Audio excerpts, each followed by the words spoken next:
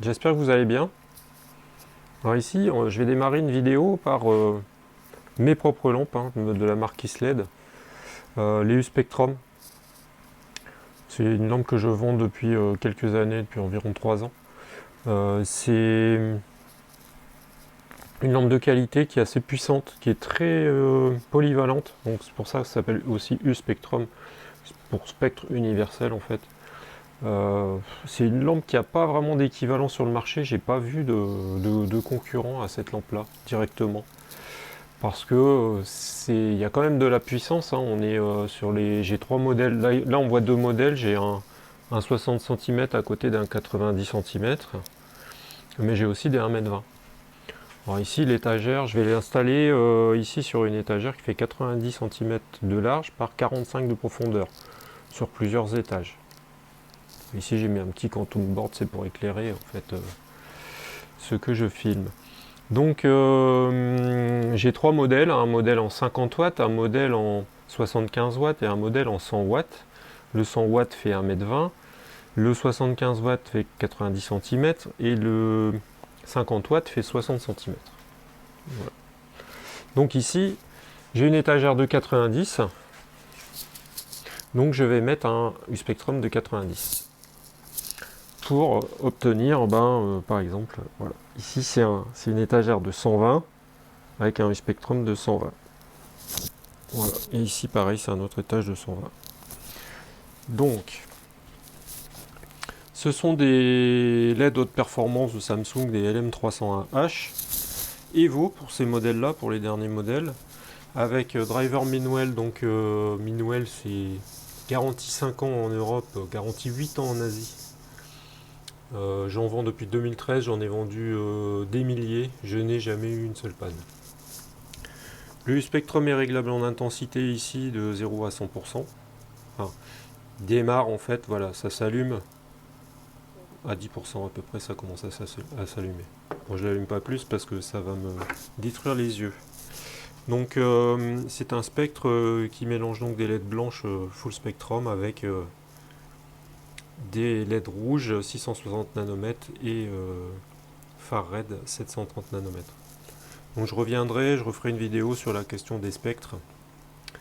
Donc je vais installer ça, je vais le suspendre et puis vous montrer un peu après l'installation une fois terminé. Donc ici le Spectrum il est livré avec, on a des petits câbles ici pour le suspendre. Moi je vais les retirer ces petits câbles, je vais juste mettre une petite S pour le suspendre à la grille ici, à la grille au-dessus. Ici vous avez des écrous là, ces écrous là ils sont déplaçables. Alors il y en a plusieurs, ils peuvent servir de diverses fixations. Vous avez la pièce en laiton là avec l'anneau qui peut se déplacer. Si vous la dévissez légèrement, vous pouvez la déplacer dans la rainure et la placer à l'endroit qui vous convient.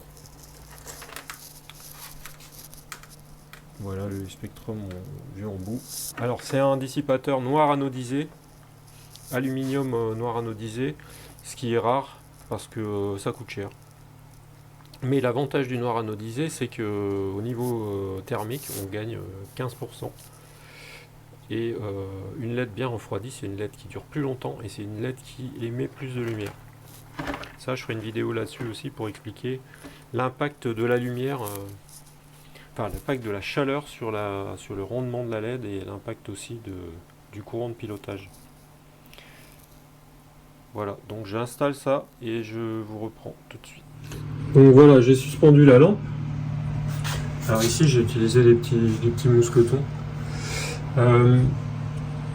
Il est bien de cette lampe là, si vous avez une paroi ici, une planche au-dessus là, si vous avez une planche quelque chose de plein, de pas coller la lampe à la planche, parce qu'il faut que en fait la chaleur, comme c'est une lampe qui est quand même très puissante, si vous la mettez à fond, ça va chauffer, c'est normal, toutes les LED chauffent, c'est pour ça qu'il y a un dissipateur.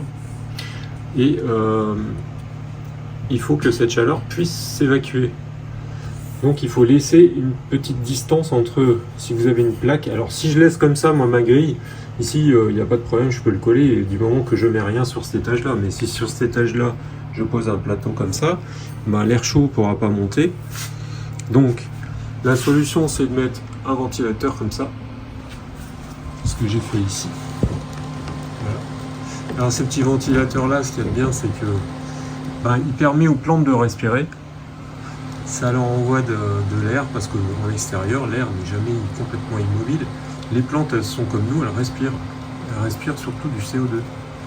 Et en même temps, ce petit flux d'air là, il vient dissiper la chaleur de la lampe et il vient encore améliorer le rendement énergétique des U-Spectrum, des LED, et permettre aux plantes de respirer et voilà, et ventiler tout ça. Aussi, ça permet de ne pas avoir trop d'humidité localement. Voilà. Donc ici, il y aura un deuxième plateau qui sera, j'utilise des plateaux de culture comme ça, Guerlain. Il y aura un deuxième plateau ici au-dessus, donc je vais la remonter après, mais je vais mettre un petit ventilateur comme ça. Alors c'est des ventilateurs c'est des ventilateurs 12 volts que je branche sur ce type d'alimentation qui est une alimentation universelle qui va de 3 volts à 12 volts. On voit ici un petit potentiomètre. Et en mettant sur 4 volts 5 par exemple ou 5 volts, le ventilateur tourne très très lentement, on ne l'entend pas du tout et ça consomme 1,5 watts seulement. Ce qui est rien du tout au niveau consommation électrique.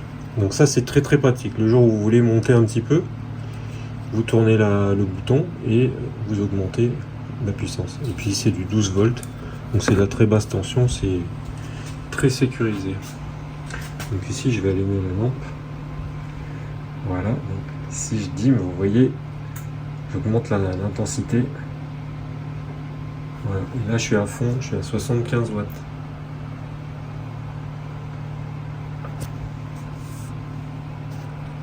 Je reviendrai là-dessus, je ferai une vidéo spécialement là-dessus sur la hauteur des lampes.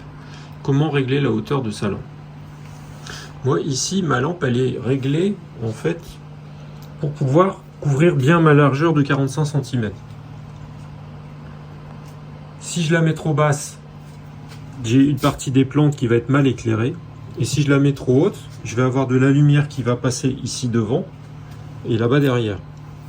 Ce que je ne veux pas. Je veux juste que en fait, la lumière elle part dans un angle et je veux juste éclairer la zone qui m'intéresse. Et donc pour ça, je dois mettre la lampe à la bonne hauteur. Et donc j'ai réglé la distance entre mes étages sur mon étagère en fonction de ça. Donc petite mesure de spectre pour vous montrer un peu le spectre du Spectrum.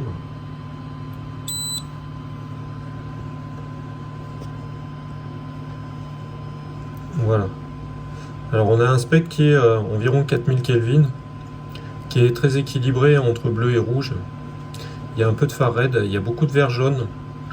Alors le vert jaune permet de bien voir ces plantes parce que notre œil, lui, il voit bien surtout dans le vert jaune.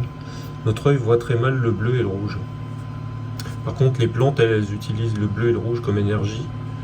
Et après, le vert jaune, tout ça, elles l'utilisent aussi comme énergie, mais aussi comme signal, c'est-à-dire que c'est un peu comme des vitamines pour les plantes, en fait. Tout ce qui est au-delà du rouge ici, et dans le vert jaune, c'est ce qu'on appelle le spectre signal. Donc, c'est un spectre très, très versatile, très polyvalent.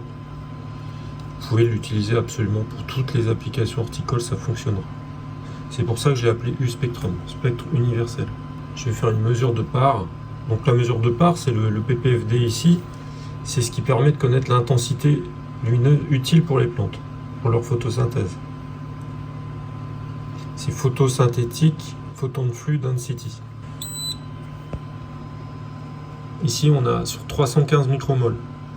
Donc moi, j'ai besoin, pour mes aloés, j'ai besoin de grand maximum 300 micromoles. Je peux les baisser, même je vais les mettre à 250, ça suffit largement. Alors je ferai aussi une vidéo sur la DLI, vous expliquer qu'en fait l'intensité là en micromoles, ce qu'on appelle le ppfd, il est lié avec la durée du jour, c'est-à-dire pendant combien de temps vous allez éclairer votre lampe, pendant combien de temps votre lampe va être allumée et pendant combien de temps donc vos plantes vont être éclairées. Alors j'ai un timer ici qui gère l'allumage automatique et l'extinction automatique de mes lampes.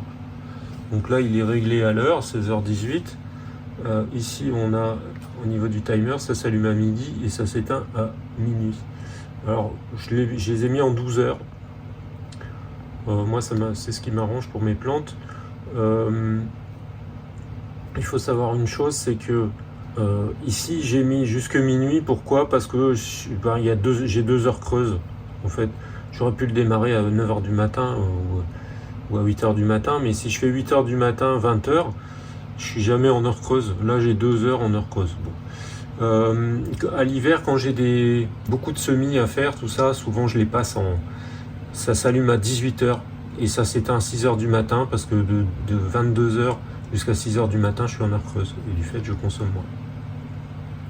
Donc le timer, c'est très très pratique. Moi, je conseille le timer électronique parce que un timer électronique, si vous avez une panne de courant, une coupure de courant, le timer, il va reprendre où il était. Tandis qu'un timer mécanique, avec la roue crantée, lui, il va s'arrêter où il était. Donc si la panne de courant dure 2 heures, lui, quand il va redémarrer, tout va être décalé de 2 heures. Tandis qu'avec un timer électronique, c'est jamais le cas. Lui, il a une petite batterie qui lui rappelle à quelle heure il est. Et il ne changera pas du tout le timing. Donc j'ai beaucoup de multiprises ici qui partent du timer, qui vont aux lampes, et puis ici sur ces prises là je mets les ventilateurs qui eux sont allumés toute la journée. Alors je suis allé dans ma serre chercher des petits aloés que j'ai sélectionnés parce que c'est parmi les plus beaux semis là que j'ai fait cette année. Donc ils vont revenir cet hiver en intérieur où ils vont pouvoir continuer à pousser plein pot. Donc je vais les mettre sur un étage où le Spectrum sera presque à fond, je pense à 80%. Je pourrais le mettre à 100%, mais bon. En fait, si je le mets plus fort, ça poussera plus vite. Il faudra que j'arrose plus, etc. Ça consommera plus d'énergie. Après, le but, c'est qu'il pousse un peu cet hiver. S'ils restent dans la serre, ils vont pas pousser du tout parce qu'ils vont être en dormance. Donc là, je viens de les sortir de leur dormance. Je viens de leur mettre là 75 watts. Enfin, 75 watts. Eux, ils n'ont pas 75 watts parce que là, c'est des pots de 7 cm. Donc il y en a 6, ça fait 45 cm de large. 42 exactement. Donc, et je peux en mettre deux comme ça largement. 2 bacs comme ça, voire beaucoup plus même. Donc voilà les petits... mes petites créations. Alors vous voyez, c'est assez sympa. Avec les aloés comme ça, vous pouvez, voilà, chaque été je fais des graines. Chaque saison je fais des graines d'hybrides. Donc je les croise entre eux. Et j'obtiens à chaque fois des plantes qui sont de plus en plus spectaculaires. Il y en a des très très sympas. Alors les couleurs, ça va du rose au rouge, au jaune, il y en a des oranges, il y en a des... Bon, les oranges c'est plus rare, mais il y en a qui sont bleutés. Voilà, donc c'est des polyhybrides, donc c'est des descendants de plusieurs espèces d'aloés. Donc c'est parents de loin avec, enfin c'est le même genre que les aloés vera, hein, mais c'est pas le même genre de plante. Là c'est vraiment de la plante de collection. Alors il y a des aloés comme ça qui se vendent aux enchères. Il y en a qui peuvent valoir vraiment très très cher. Alors vous voyez, ils ont des petites dents. C'est très très sympa. Alors quand vous leur mettez une lumière qui est très intense, ils se colorent beaucoup plus encore. Vous voyez les petites dents là.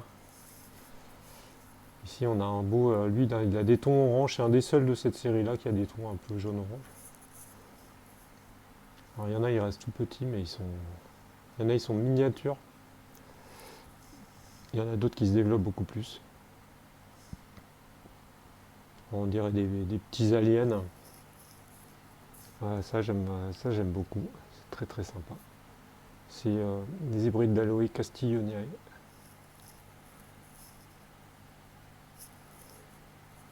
Voilà, donc c'est ce que je vais semer là bientôt et je vous montrerai les graines qui naissent et puis qui se développent sous l'aide.